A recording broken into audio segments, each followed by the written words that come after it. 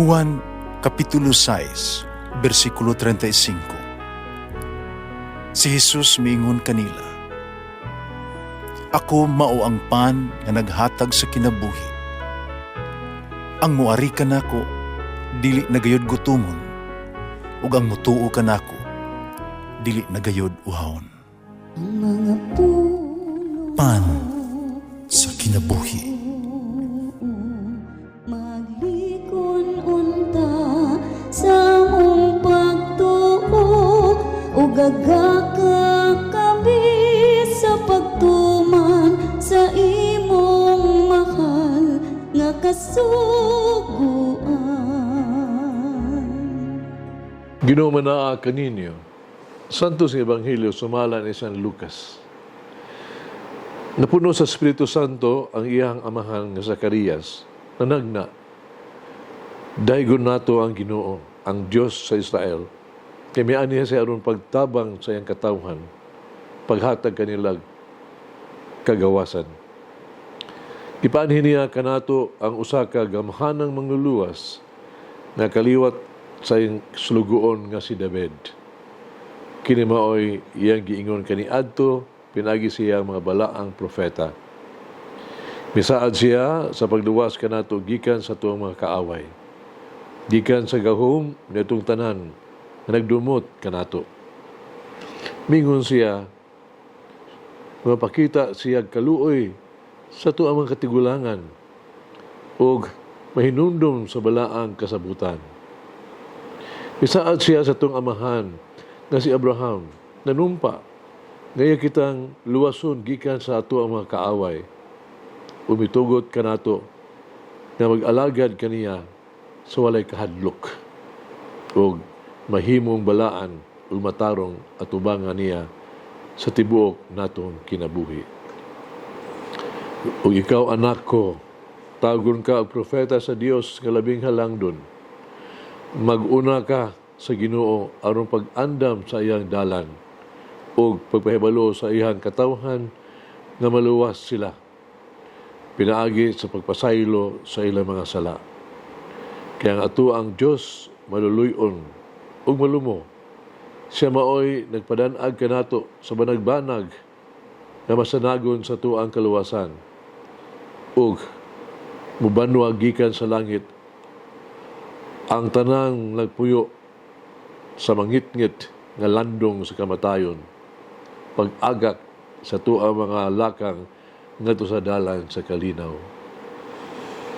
Ang Ebanghelyo sa Ginoo.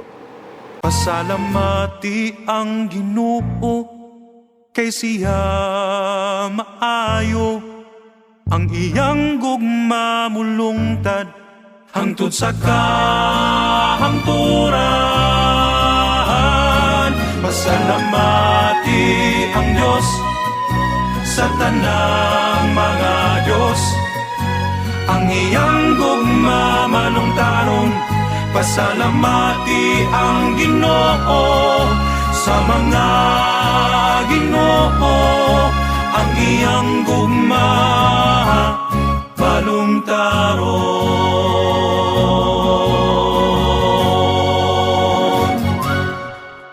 Ang usa ka diwa sa Ebanghelyo karon o ang istorya sa usa ka sayo kaayong regalo sa Pasko, no? Sa dihang nabuka na ang iyang baba ni Zacarias, siya namulong nagdaig sa Dios tungkol sa kaayo sa Ginoo o kaluoy nga sa usad umaabot nga sa kaluwasan. Apan ang tunga-tunga gayod sa iyang awit sa pagdaig, siya milingi ngadto kang Juan, iyang anak, iyang bag-ong na tao nga anak nga lalaki. Ug mihatag siya usa ka panagna mahitungod kaniya ni Juan. Kung paniya ikaw, anak ko, mag-una ka sa Ginoo sa pag-andam sa iyang dalan. Luke chapter 1:76. Siya naghisgot bahin sa kaugmaon ni Juan o sa importante kayong buluhaton nga iyang himuon sa pag-andam sa katawhan alang sa umabot ng Mesiyas. Mahimong moingon ka nga pinaagis pagbuhat ni ini. Si Zacarias naghatag kang huwan sa gasa sa mga pulong sa Dios. Yang gilatid ang umaabot nga gipaabot nga anak na nagisgot sa unsang paagiha ang Dios papanalangin ug mugiya kaniya. Bisperas sa Pasko karon. Ang tanan makabati sa kahinam, labi na ang mga bata, mahinamon magpaabot sa panahon sa katapusan. Mablihan na nagyud nila ang ilahang mga regalo. Apan kumusta man, samtang naghulat kita, atong hunahunaon ang pagbuhat ug usa ka butang alang sa tuang mga minahal na sama sa gibuhat ni Zacarias para kang Juan. Usa ka na kung agigdugan sa paghatag tradisyonal ng mga gasa sa Pasko, no? Atong hatagan ng ato ang mga minahal sa gasa sa usa ka espesyal kaayo nga pulong sa Dios, gikan sa Dios. Tingali, mabati kita nga dili kay tatakos, no? Kaya di makita mga propeta, no?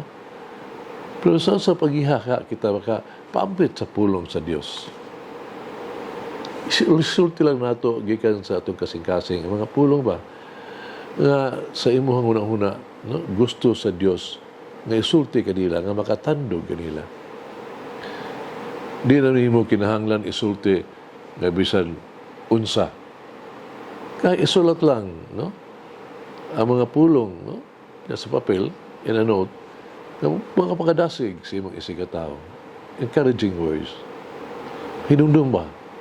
Hinumdum sila nga, sila mga anak sa Diyos, sulti sila sa kadako ang gugma sa Diyos kanila, o sa kadako ang iyang tinguha sa pagpadalangin kanila.